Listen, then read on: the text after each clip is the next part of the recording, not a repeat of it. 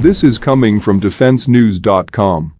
India on Wednesday cleared the purchase of 24 Sikorsky MH-60R naval multi-role helicopters through the U.S. Foreign Military Sales Program, according to a Ministry of Defense official. The acquisition, which is worth about $2.12 billion, was approved by India's top defense clearance body, the Cabinet Committee on Security, which is headed by Prime Minister Narendra Modi. The Ministry of Defense had approved funds for the purchase in August 2018.